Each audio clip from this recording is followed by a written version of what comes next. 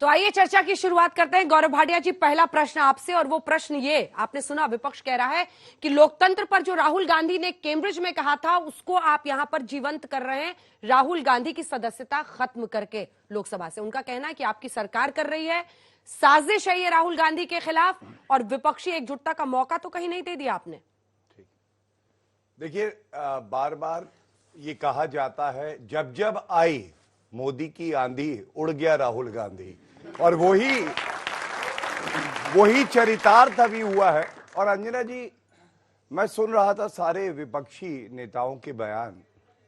अगर ये इनके बयान है ना, तो सत्ता में तो छोड़िए, विपक्ष में रहने का भी उनको हक नहीं है।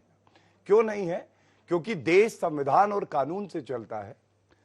राहुल गांधी जाति सूचक शब्दों का प्रयोग करते हैं, पिछड़े समाज का अपमान करते हैं, देश के चुने हुए प्रधानमंत्री की तुलना वो भ्रष्टाचारियों से करते हैं।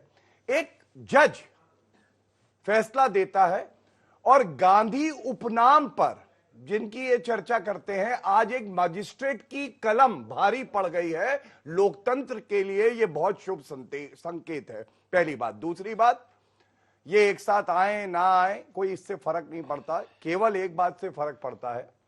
एक बड़ा संदेश ये गया है कि अगर भारत में रहोगे तो संविधान और कानून के तहत आपको कार्य करना पड़ेगा। ये वो राहुल गांधी हैं जिनका अगर आप रिपोर्ट कार्ड देखें तो ये अभियुक्त हैं भ्रष्टाचार के केस में, नेशनल हेराल्ड केस में। ये झूठे हैं क्योंकि सुप्रीम कोर्ट में माफी मांग चुके हैं, चौकीदार चोर है बोल के माफी मांगी, और अब ये दोषी भी हैं। इनको ये नहीं पता कि लोकसभा में सीटें कितनी हैं, अटेंडेंस इनकी 45% है, गरीबी को ये एक मानसिकता बताते हैं। ऐसे व्यक्ति को अगर न्यायालय सजा देती है, मैं समझता हूं ये दिखाता है हमारा लोकतंत्र कितना मजबूत है। दूसरी बात एक और मैं कहना चाहूंगा, मुझे बड़ी आपत्ति इस बात पे है कि जो खड़गे जी ने कल कहा, उन्होंने कहा जज बदले जा रहे थे, हमें तो पता था फैसला क्या आएगा। देखिए, किसी भी आदेश की आप आलोचना कर सकते हैं, आप सहमत नहीं है ये ठीक है, लेकिन जज पे, न्यायपालिका पे आरोप लगाना, आक्षेप करना, ये आपका अधिकार नहीं है। और मैं समझता हूं न्यायालय को संज्ञान लेके और खड़गे जी को भी कंटेम्प्ट का नोटिस भेजना चाहिए और उनको भी सजा होनी चाहिए।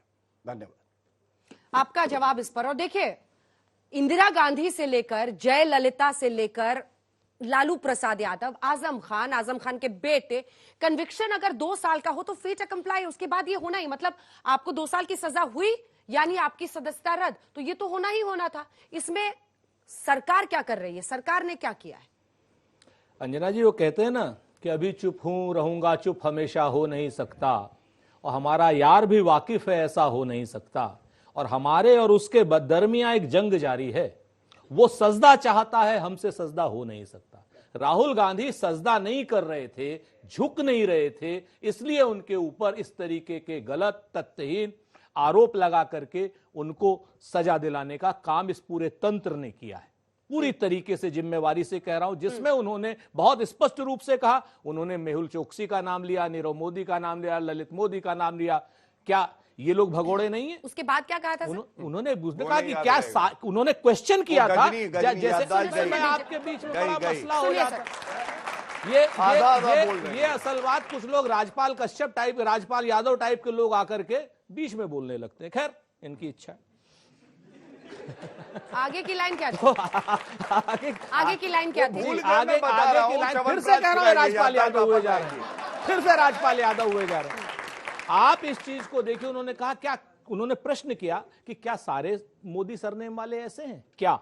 आप बात समझिए, आप तो मीडिया के बच्चों को पढ़ाती हैं, और मीडिया के बच्चों को सब सच जानने का हक है। इन्हें पता होना चाहिए कि राहुल गांधी ने माफी सुप्रीम कोर्ट से मिस कोटिंग के लिए मांगी थी, कि सुप्रीम कोर्ट ने नहीं कहा था चौकीदार चोर है। राहुल गांधी तो आज भी कह रहे हैं चौकीदार चोर है। यह सच है अपने आप में। उनको गलत तरीके से फंसाया गया, उनकी मानहानि का मुकदमा झूठा है। हम उस कार्रवाई से असहमत हैं, उस कार्रवाई के खिलाफ हम अपर कोर्ट में जा रहे हैं। निश्चित तौर पर हम इनके सामने मोदी अडानी भाई भाई ना करें, लोकसभा में बोले नहीं, जनता में बोले नहीं, इस तरीके से हमको डरा करके चुप कराने की एक साजिश रची जा रही है, जिसका प्रतिकार जनता भी करेगी, जिसका प्रतिकार संपूर्ण विपक्ष भी करेगा, और जिसका प्रतिकार भारतीय जनता पार्टी के अंदर की भी जो अगर लोकतांत्रिक ताकतें होंगी वो भी करेंगे।